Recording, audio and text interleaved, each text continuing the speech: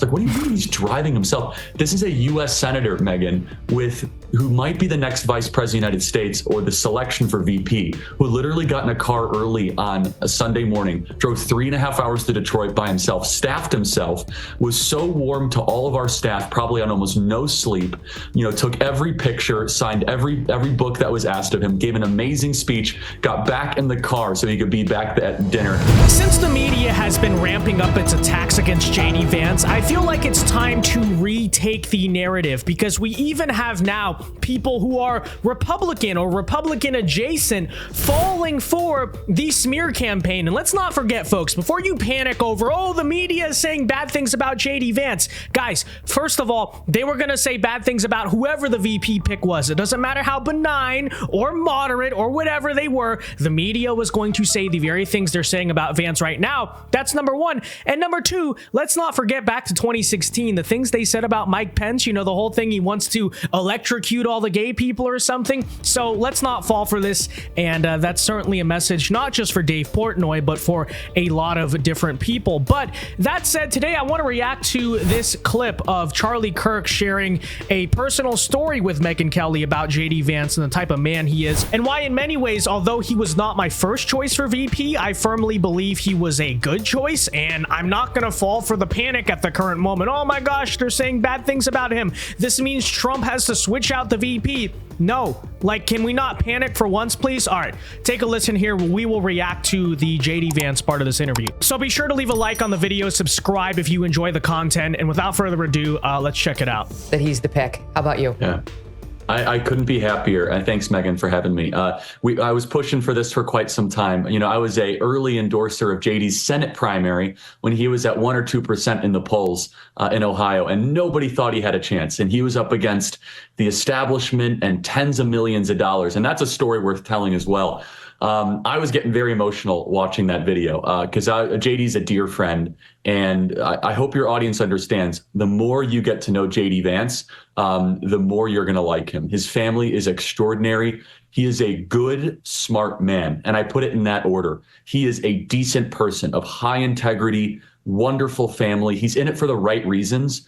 There are some really important similarities that JD Vance has with President Trump, such as being a class traitor. It's important to remember, Megyn, that when that book came out, he was so celebrated by the left-wing elite. He was the keynote speaker at the Aspen Ideas Festival. He was on every major left-wing network being celebrated as the guy who can explain why Donald Trump has such a big following.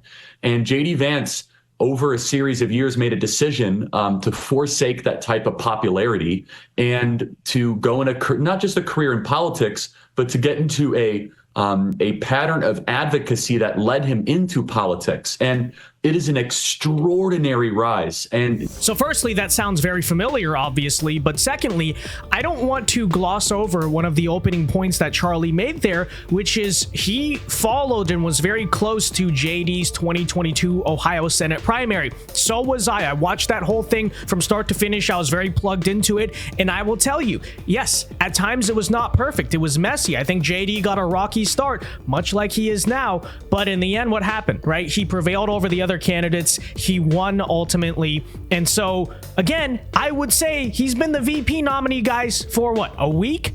And everyone is panicking already. Oh my gosh, we can't do. No, just let time, run its course a little bit here. You said it so perfectly, Megyn. Only in America.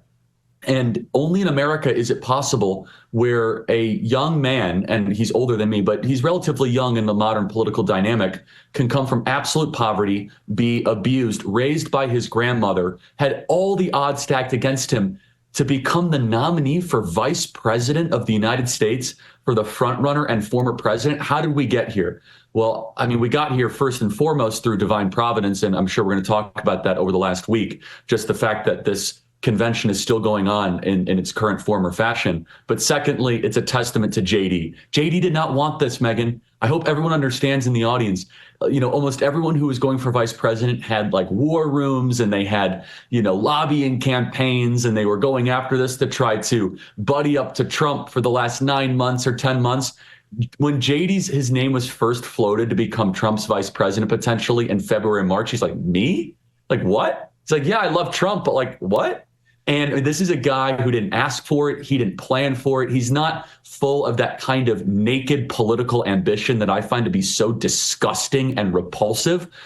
Things just kind of come to him, and people see in him the best of the Trump movement. Forgotten America, someone who lived that story and who will fight for those voters in Washington, D.C. And by the way, I think that also draws a strong contrast with Kamala Harris. And we all know this. Kamala Harris is one of the fakest, most insincere people in politics. And it is very likely that whatever VP is chosen will be very similar to that. So again, guys, I'm not saying JD Vance is a perfect choice. He wasn't even my first choice. But the idea that we should all be freaking out right now because, oh, the bad things are being said, let's just calm down. Okay, just calm down, everyone. And so look, and JD has a huge heart. He radiates sincerity, and you know that because I'm around. Look, honestly, Megyn, I'm gonna have to go through some sort of detox. I'm here at the RNC right now, and there are so many political creatures crawling around here. It's so disgusting. You know, people, it's always about honestly, it's like always about an angle, and I want something from you, and they just ooze that sort of stench of, I'm trying to game the system. With JD, it's completely different. And it's not just me. I'm going to tell you a true story. So this is in the middle of the Veep Stakes. We have our People's Convention in Detroit, Michigan.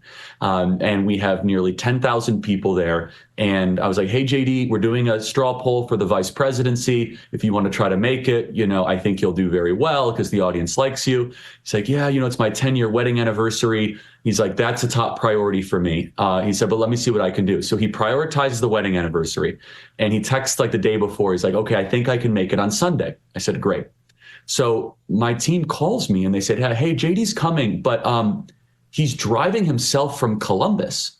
It's like, what do you mean he's driving himself? This is a U.S. Senator, Megyn, who might be the next vice president of the United States or the selection for VP, who literally got in a car early on a Sunday morning, drove 3.5 hours to Detroit by himself, staffed himself, was so warm to all of our staff, probably on almost no sleep, took every picture, signed every book that was asked of him, gave an amazing speech, got back in the car so he could be back at dinner in Columbus, Ohio. I mean, like that's so unheard of. Yes. There are people that come and speak at our events that are running for dog catcher, and they come with an entourage and a posse that makes, most rappers look as if they're understaffed. JD Vance is, driving himself, and it's just like, he's like, yeah, it's just like, I'm a regular guy. He doesn't think of himself as if he's, better than you or that he's part of some sort of, high society class.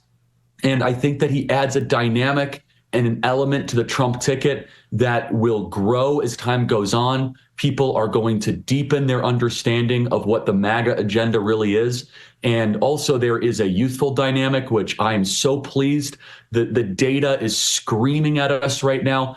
Please put somebody on the ticket under the age of 50. Please put somebody on the ticket under the age of 50. And now you have Biden 81, Trump 78, Kamala Harris either 58 or 59, late 50s, and now JD Vance 39. I mean, that is a serious contrast who can really be a communicator to 35-year-old voters who are struggling to buy a home and struggling to build a family. And so I think this was the best pick that Donald Trump could make. And more than anything else, he has a decent and a good person. And that is so hard to find in American politics. Which you combine that whole story together, whether or not you believe it personally. I know there's people who also still to this day think he's some type of anti-Trumper. Whatever. I'm not here to even get into that. What I will ultimately say is if you believe that JD in some way, the way he's currently being attacked by the media, by the Democrats, the establishment, etc., is unique, right? It's bigger than what would have happened to any other Trump pick. Then there's really only one feasible explanation, which is they fear him or they expressly dislike him for a reason like this, right? He is young, he is fresh, he is kind of one of those guys who came from the establishment or the elite, but ultimately turned on them, much like Donald Trump. Perhaps they are fearful, actually, of JD Vance, if Trump does win in November, potentially being handed the the reins of the Republican Party in the White House. Again, these are just all things to consider and keep in mind. Because while all this panic keeps happening, you have The Atlantic saying he's racist because he made a joke about Mountain Dew. You have this whole new smear they're running that because he wants to increase the child tax credit, he wants to raise taxes on people. He wants to raise taxes because he suggested cutting taxes for people with children. It doesn't even make any sense, right? But here is something to keep in mind is, first of all, yes, we do live in a very polarized and divided country, but JD Vance does have a higher net approval rating than Kamala Harris still, and that's given even her current surge this past week in approval in the polls, whether or not it's real or it's going to last. That's still factually true according to the Wall Street Journal. And secondly, while the media is saying all these things, they're using the same smear tactics they use against Trump. Check this out. The sales of JD Vance's book, his autobiography, Hillbilly Elegy, has soared 13,000% in the week after he became Trump's VP pick. And the movie on Netflix is now, if I'm not mistaken, in the top 5. So while there's all this panic and there's this fear mongering and conservatives are running around like crazy, oh my gosh, we're going to lose because of JD Vance. First of all, the VP really doesn't make the biggest difference in the world, so I wouldn't be too panicked about that. But even if that's true, don't just believe things because the Democrat media is saying them, okay? Or believe that they have the same influence that they did in, say, 1996 or even 2016. I think actually even since then, trust in the media has decreased. Here's the greater point, guys. JD Vance faced a lot of the same problems in a very similar smear campaign in the 2022 Ohio Senate primary that he ultimately prevailed in the end during. That's number one. And number two, as Charlie brings up, and I think is especially true because I was kind of skeptical of him, you know, charisma-wise, likability-wise as a VP pick. And then I heard his RNC speech and I totally changed my mind, right? That the more the American people are exposed to JD Vance one-on-one publicly, the more they're going to come around and actually like him, right? You're in the smear campaign right now. He's going to take the worst hit, but you know what? It's not November 5th, is it? It is still July. So just calm down. We're going to be fine. No panicking about the election. You shouldn't be complacent either. Obviously, it's not being handed to us, but don't panic at the same time. And, you know, keep your head down. Vance will be fine. Trump will be fine, provided that we do the work and not just run around like headless chickens and panic and freak out about it. So